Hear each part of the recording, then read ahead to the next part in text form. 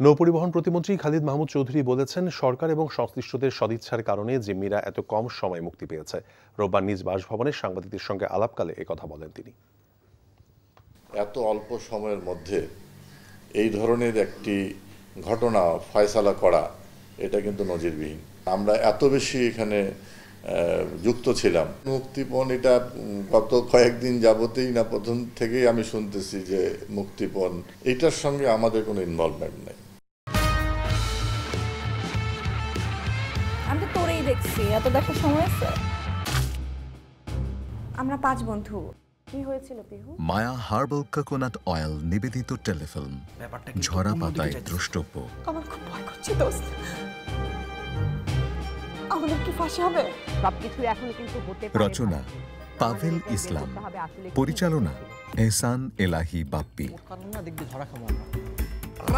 দেখবেন তৃতীয় দিন বাংলাদেশ সময় দুপুর 2:30 এবং নিউ ইয়র্ক স্থানীয় সময় রাত 4:30 এনটিভিতে। মায়া হার্বাল কোকোনাট অয়েল, চুল পড়া রোধে পার্মানেন্ট সলিউশন। এই ঈদে দেশ জুড়ে কেনাকাটার ফুর্তি হবে শুধু বিকাশে, সাথে ডিসকাউন্ট কুপন, ইনস্ট্যান্ট ক্যাশব্যাক।